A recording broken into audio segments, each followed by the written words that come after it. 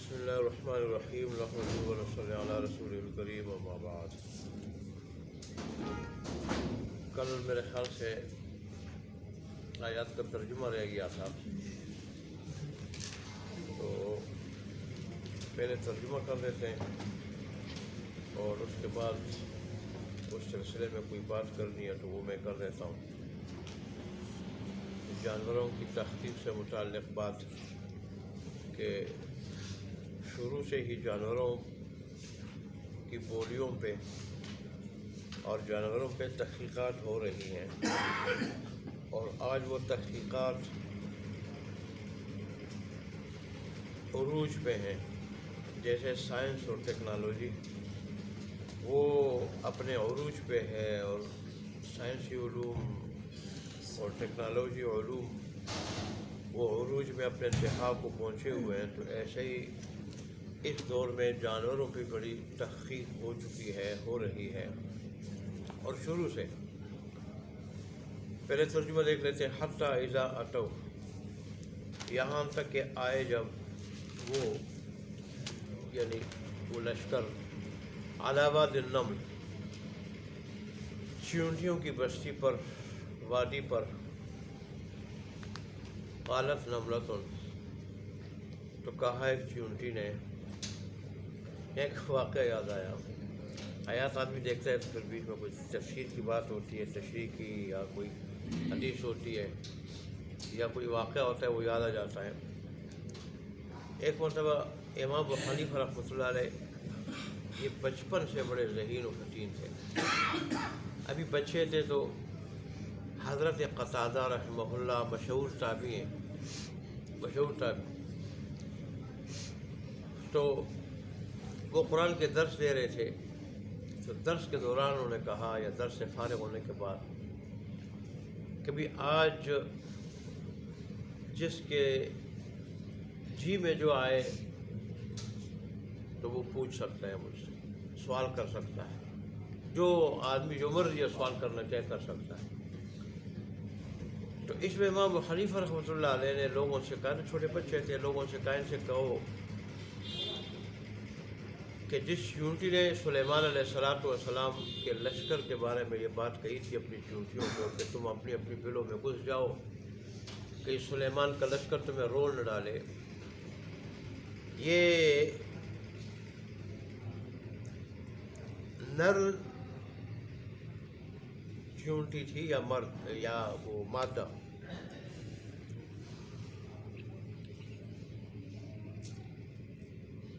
چیونٹی میں سے یہ نر تھا یا مادہ تھی؟ یہ سوال پوچھے۔ آپ جب کسی نے یہ سوال پوچھا بولا جواب ہو گئے، تو پھر اس میں امام ابو حنیفہ کہنے لگے کہ نملۃ بقرۃ کی طرح ہے، جیسے سورہ بقرہ ہے نا، سورہ بقرہ، تو بقرہ نر اور مادہ دونوں کو کہا جاتا ہے، ایسے ہی نملۃ یہ نر اور مادہ دونوں چیونٹی کو کہا جاتا ہے، لیکن اس کے شروع میں قالت آیا ہے، اور قالت مؤنث کے لیے آتا ہے، قالت عربی میں مؤنث کے لیے آتا ہے، تو اس سے پتہ چلتا ہے کہ جس چیونٹی نے یہ بات کہی تھی وہ مادہ چیونٹی تھی، مادہ۔ یہ بات بچپن میں امام ابو حنیفہ نے بتائی۔ ان کی ذہانت کے اور بھی بڑے واقعات ہیں، بہرحال اس سے متعلق تھی۔ قالت نملۃ، تو کہا ایک چیونٹی نے، یا ایھا النمل ادخلوا مساکنکم، کہ اے چیونٹیوں، اپنے اپنے رہنے کی جگہ میں، اپنی اپنی رہنے کی جگہ میں گھس جاؤ، داخل ہو جاؤ، بلوں میں داخل ہو جاؤ۔ لا یحطمنکم سلیمان، کہیں روڑ نہ ڈالے تمہیں، پامال نہ کرے تمہیں سلیمان علیہ السلام وجنودہ، ان کے لشکر، وہم لا یشعرون، اور ان کو خبر بھی نہ ہو، ان کو پتہ بھی نہ ہو۔ فتبسم ضاحکا، تو حضرت سلیمان علیہ السلام مسکراتے ہوئے ہنس پڑے، مسکراتے ہوئے ہنس پڑے، من قول، اس کی بات سے، وقال، اور کہا انہوں نے، رب، اے میرے پروردگار، اوزعنی، مجھے توفیق دے دے، یا مجھے اس بات پہ رکھیے، قائم رکھیے مجھے اس بات پہ یا میری قسمت میں رکھ لے یہ بات، ان اشکرا کہ میں شکر کروں، نعمتک التی انعمت علیہ آپ کی ان نعمتوں کی جو آپ نے میرے اوپر کی ہیں، وعلی والدی اور میرے والدین کے اوپر کی، ونعمل صالحا اور میں ایسا نیک عمل کروں ترضاہ ہو جس کو تو پسند کرے، جس کو تو پسند کرے، جس سے تو راضی ہو، وَأَدْخِلْنِي بِرَحْمَتِكَ اور داخل کر دے مجھے اپنی خاص مہربانی سے، خاص مہربانی سے، فی عبادک الصالحین اپنے نیک بندوں میں۔ اس سے میں جیسے کل کہا تھا، سلیمان نے اس بات کی طرف اشارہ کیا کہ نیکی کا کرنا یا نیک لوگوں کے ساتھ رہنا، نیک سوسائٹی کو اختیار کرنا، یہ اللہ تبارک و تعالیٰ کے فضل اور اس کی توفیق سے ہو سکتا ہے، اللہ کی توفیق سے ہو سکتا ہے۔ تو اللہ تبارک و تعالیٰ سے مانگنا چاہیے، مانگنا جہاں انسان کوشش کرے ہمت کرے وہاں اللہ سے مانگے، پہلا مانگے اور پھر اس کے بعد کوشش کرے۔ جیسے علماء نے لکھا ہے کہ یہاں تک کہ ایک آدمی اگر جوتے کا تسمہ بھی ٹوٹ جائے اور نئی سے ڈلوانے کے لیے جائے تو بھی دعا کرے کہ اللہ میں تو جا رہا ہوں، لیکن پتہ نہیں وہ موچی ہوگا یا نہیں، یا وہ کر پائے گا یا نہیں، یا میں کر پاؤں گا یا نہیں، تو اس کام کو میرے لیے آسان کر، یہ مانگنا چاہیے اللہ تبارک و تعالیٰ سے۔ تو ایسے انہوں نے بھی یہ بات کہی۔ یہ تو ہو گیا ترجمہ آیات کا۔ میں نے آپ کو بتایا تھا کہ جانوروں کی بولیوں کے بارے میں شروع سے ہی تحقیق ہو رہی ہے، شروع سے یہاں تک کہ کلیلہ دمنہ ایک کتاب ہے عربی ادب میں سب سے پہلے یہ کتاب لکھی گئی، اور یہ تبتی زبان میں لکھی گئی، اور پھر اس زبان سے سنسکرت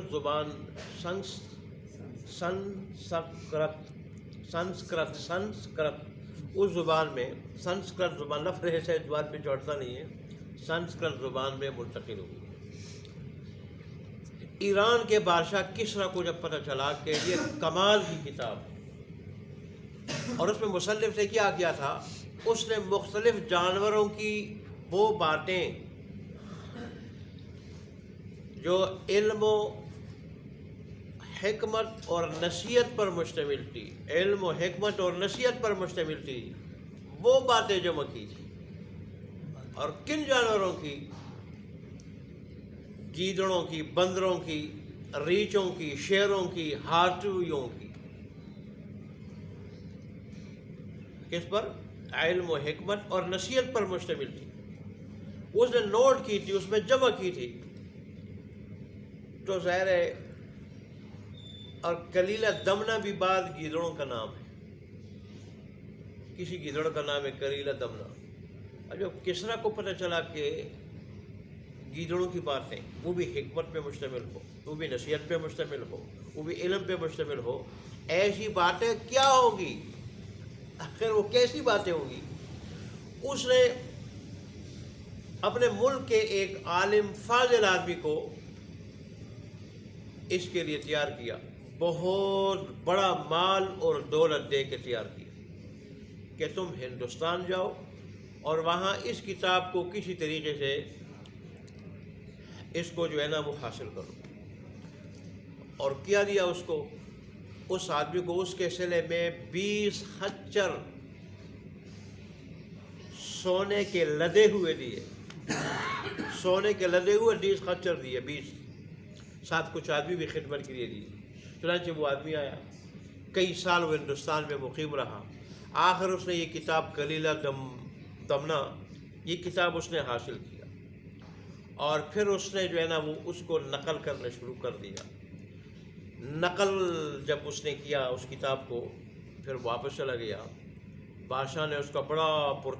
پرتپاک استقبال کیا، شاندار استقبال کیا بڑا، بڑا شاندار استقبال کیا، یہاں تک کہ اس کو اپنے ساتھ تخت پہ بٹھایا اور اپنا جو تاج تھا بادشاہت کا تاج وہ اس کے سر پہ رکھا۔ پھر اس نے اس کتاب کلیلہ دمنہ کا ترجمہ کیا فارسی میں، اور پھر بنو امیہ یا بنو عباس کے دور حکومت میں پھر منشی عبداللہ مقفع نامی ایک عالم فاضل آدمی نے، جو فارسی بھی جانتا تھا عربی بھی جانتا تھا، اس نے اس زبان کا ترجمہ فارسی سے عربی میں کیا، اور آج بھی وہ عربی ادب کے کورس میں شامل ہے، عربی ادب کے کورس میں شامل ہے۔ یہ تو ظاہر ہے پہلے کی بات ہے، رسول اللہ صلی اللہ علیہ وسلم کے دور سے بھی پہلے کی بات ہے، لیکن کتاب آج بھی موجود ہے۔ جیسے اس کا ترجمہ عربی میں ہوا، ذرا بنو امیہ بنو عباس تو بعد میں تھے نا، تو وہ کتاب آج بھی موجود ہے۔ پھر امام ابو حنیفہ رحمۃ اللہ علیہ کے زمانے میں ان کے ہم عصر دوسری صدی ہجری کے ایک عالم ہیں امام جاحظ، انہوں نے علم الحیوان کے نام سے کتاب لکھی، اور اس میں انہوں نے جانوروں سے متعلق بہت معلومات اور مفید باتیں لکھی۔ پھر چھٹی اور یا 7ویں ہجری میں ایک آئے امام دمیری، انہوں نے حیات الحیوان کے نام سے کتاب لکھی، اور اس میں بھی انہوں نے جانوروں سے متعلق بڑی مفید باتیں لکھی، اور یہاں تک بھی لکھا کہ کون سا جانور حلال ہے یا حرام ہے۔ یہ انہوں نے بڑے پتے کا کام کیا، بڑا زبردست۔ اصل تو مسلمان کے نزدیک یہ ہے نا کہ یہ حلال ہے یہ حرام ہے، جیسے انہوں نے ہدہد کے بارے میں لکھا کہ یہ جانور حلال نہیں ہے، اس لیے کہ یہ کیڑے مکوڑے کھاتا ہے، دانا نامی اور گھاس وغیرہ تو یہ کھاتا ہی نہیں ہے، کیڑے مکوڑے کھاتا ہے، اور اتنی مقدار میں کھاتا ہے کہ پھر ظاہر ہے وہ اندر جا کے اس کے گوشت میں بدبو اس سے پیدا ہو جاتی ہے، بدبو۔ تو وہ ساتھ یہ بھی لکھتے ہیں کہ یہ جانور حلال ہے یا حرام ہے، اور پھر یہ بھی لکھتے ہیں سار کہ اس جانور کو اگر کوئی خواب میں دیکھ لے تو اس کی تعبیر کیا ہوگی، اس کی دیکھو کتنا بڑا کام ہے، جہاں جانوروں کے سارے جانوروں کے بارے میں معلوماتی باتیں، پھر سب سے بڑی بات مسلمان کے لیے کہ یہ حلال ہے یا حرام ہے، اور اس کے اوپر یہ اگر خواب میں کوئی دیکھ لے اس کی تعبیر کیا ہو۔ ایسے ہی منطق الطیر، یہ بھی ایک عالم نے 6 یا 7ویں ہجری میں یہ کتاب لکھی، فارسی میں لکھی، اور اس میں انہوں نے پرندوں سے تصوف کی باتیں پرندوں سے جو منقول تھی وہ باتیں انہوں نے اس کتاب میں لکھی، اور یہ بھی بڑی معلوماتی اور مفید کتاب ہے۔ تو یہاں تک کہ ان علماء نے جب جانوروں پر یہ تحقیق کی، اور پھر یہ کہ ان جانوروں کے فوائد کیا ہے، جہاں ان کے یہ نقصانات ہیں تو یہ حضرت انسان کو فوائد بھی پہنچے ان جانوروں کے مختلف۔ پھر انہوں نے یہ بھی لکھا ہے کہ دیکھ ہم سمجھتے ہیں کہ یہ جو کیڑے مکوڑے ہیں یہ ویسے جو ہے نا وہ چل پھر رہے ہیں، اللہ ان سے بھی انسان کی حفاظت کا کام لے رہا ہے۔ جیسے ایک بچھو کا واقعہ لکھا ہے کہ ایک بچھو دریا کے کنارے جا رہا تھا، تو اس کے پیچھے ایک اللہ والا لگا، اللہ نے اس کے تبارک و تعالیٰ اس کے دل میں یہ بات ڈالی، اللہ نے کس طرح علم کی باتیں ہمارے لیے محفوظ کرائی ان علماء کے ذریعے اور ان اللہ والوں کے ذریعے، اس کے دل میں اللہ نے بات ڈالی ہے، دیکھو یہ کہاں جا رہا ہے۔ چنانچہ آگے وہ بچھو اور پیچھے یہ عالم جاتے جاتے جب ایک جگہ وہ بچھو نے رخ کیا دریا کی طرف، تو یہ جو بزرگ تھے یہ بھی انہوں نے بھی رخ کیا، تو بچھو نے کیا کیا، جب وہ دریا کے کنارے پہنچا تو ادھر سے کچھوا آیا، جیسے کچھوا اس کے لیے کسی نے بھیجا ہو، اور ایسے اس نے اپنی پشت کی اس کے لیے، وہ کچھوا کھڑا ہوا اور بچھو نے چلانے لگا اس کے پشت پہ سوار ہوا۔ چنانچہ جب چل پڑا دریا میں تو بزرگ نے کشتی پکڑی، یہ کشتی میں جو ہے وہ سوار ہوئے کہ میں دیکھوں یہ کہاں جا رہا ہے، مشن کیا ہے۔ چنانچہ جب دوسرے کنارے وہ کچھوا پہنچا تو بچھو نے چھلانگ لگائی، جیسے ادھر چھلانگ لگائی تھی پشت پہ سوار ہوا تھا، وہاں چھلانگ لگائی اور چل پڑا، تو یہ بھی کشتی سے اتر گئے، بزرگ چل پڑے۔ آگے ایک جگہ جاتے جب آگے ایک جگہ بچھو پہنچا تو بزرگ نے دیکھا پیچھے یہ لگے ہوئے تھے، دیکھا کہ تو عجیب ماجرا ہے، ایک آدمی سو رہا ہے اور اس کے سرانے ایک سانپ کھڑا ہے اس کو ڈسنے کے لیے، اب تیار ہے ادھر حملہ کر رہے، اٹیک کر رہے، اور اتنے میں بچھو جو ہے نا پہنچا، اس نے چلان لگائی اور یہاں اس کو جو ہے نا وہ ڈنگ مارا، اس کو سانپ کو ڈنگ مارا اور اس کو ادھر ڈیر کر دیا اور پھر وہاں سے واپس آیا۔ واپس جب آیا تو میں اس کے پیچھے لگنے سے پہلے میں نے اس آدمی کو جگایا، میں نے کہا تو غفلت کی نیند سو رہا ہے، اللہ نے تیری حفاظت کا کیا انتظام کیا، اس پہ اللہ کا شکر ادا کر، اس پہ اللہ کا شکر ادا کر، تجھے تو سانپ ابھی مارنے والا تھا، ختم کرنے والا تھا، لیکن اللہ نے تیری حفاظت کے لیے غیبی انتظام کیا اور بہت دور سے ایک بچھو کو اللہ نے بھیجا اور پھر دریا میں پار ہونے کے لیے اللہ نے اس کا غیبی انتظام کیا۔ تو اس نے جب دیکھا سانپ پڑا ہوا تھا، میں نے کہا یہ سانپ مرا ہوا ہے جو تجھے مارنا چاہتا تھا، پھر میں جلدی لگا اس بچھو کے پیچھے، چنانچہ وہ جب ادھر پہنچا تو کچھوا وہاں پھر کھڑا تھا اسی طرح۔ کس نے بھیجا کچھوے کو؟ اس ذات نے کہ ساری چیزیں انما امرہ اذا اراد شیئا ان یقول له کن فیکون، وہ کہتے ہیں کن ہو جا فیکون، وہ ہو جاتی ہے۔ فسبحان الذی بیدہ ملکوت کل شیء، ہر چیز کا اختیار، ہر چیز کا اقتدار وہ اسی کے پاس ہے۔ تو وہ کچھوا پھر تیار کھڑا ہے، اس نے پشت پہ چھلانگ لگائی، بیٹھ گیا اور پھر اس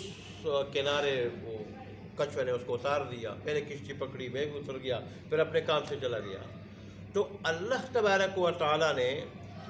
جتنی چیزیں پیدا کی، جہاں وہ اللہ تبارک و تعالیٰ کی تسبیح اور حمد وہ بیان کرتی ہیں، وہاں اللہ نے ان ساری چیزوں کو حضرت انسان کا خادم بنایا ہے، یہ مخدوم کل کائنات ہے۔ اس لیے تو اللہ تبارک و تعالیٰ حضرت انسان سے یہ کہتے ہیں کہ تو میرے لیے، انسان تو میرے لیے اور باقی ساری کائنات تیرے لیے، دیکھ تیری خدمت کے لیے میں نے کائنات کا کیسے جال بچھا دیا ہے۔ اور طرح کے اللہ خود فرما رہے ہیں، میں نے طرح کے دلائل دے کے تمہیں یہ بات سمجھائی کہ حضرت انسان تو صرف میری بندگی کے لیے، میری عبادت کے لیے، میری اطاعت کے لیے یہاں آیا ہے، مجھے راضی کرنے کے لیے، میری مرضی کے مطابق زندگی گزارنے کے لیے۔ جیسے ایک باپ اپنے بیٹے کی نافرمانی برداشت نہیں کر سکتا، حالانکہ وہ اس کا خالق نہیں، اور اگر دیکھے حقیقت میں اس کا رازق بھی وہ نہیں ہے، وہ تو ایک ظاہری سبب بنا ہوا ہے، جہاں اس کے آنے کا وہاں اس کے رزق کا حقیقی اس کو بنانے والا بھی وہی ہے اور اس کو کھلانے والا بھی وہی ہے، اور اسی کی برکت سے والد کو کھلانے والا بھی وہی۔ باپ اگر بیٹے کی نافرمانی برداشت نہ کر سکے، پھر اللہ اس کی بغاوت کیسے برداشت کر سکتا ہے؟ بیٹا اگر دنیاوی عارضی فانی مستقبل کو نہ گھر بنائے تو والد پر یہ چیز کتنی شاق گزرتی ہے۔ تو جو رب 70 ماہوں سے زیادہ مہربان ہو، اس کا بندہ اگر حقیقی اور دائمی مستقبل پر بات کرے، وہ اللہ کو کیسے گوارا ہو سکتا ہے؟ تو بہرحال یہ چند باتیں تھیں اس سے متعلق جو میں نے آپ کو کہہ دی۔ آگے پھر انشاءاللہ وہ ہدہد کا واقعہ آئے گا، ہدہد کا واقعہ کہ یہ کتنا کمال والا پرندہ ہے، ایک پرندے کے اندر اللہ تبارک و تعالیٰ نے کتنا کمال رکھا ہے، تو پھر حضرت انسان وہ تو اشرف المخلوقات ہے اور یہ عالم اصغر ہے، چھوٹی دنیا یہ کہلاتا ہے۔ بڑی دنیا کے سارے نمونے اللہ نے حضرت انسان میں رکھ لیے ہیں۔ یہی وجہ ہے کہ سائنسدان آج تک اس پر تحقیق کر کے اس کے ایک محدود حصے تک پہنچے ہیں، اس سے آگے نہیں پہنچے ہیں۔ جیسے اس بڑی دنیا کے ایک محدود حصے تک وہ پہنچے ہیں، تو ایسے ہی اس کے ایک محدود حصے تک اللہ نے اس کو ایسا جامع معنی بنا دیا ہے۔ اللہ تبارک و تعالی ہمیں عمل کرنے کی اور اللہ کو راضی کرنے کی توفیق عطا فرمائے۔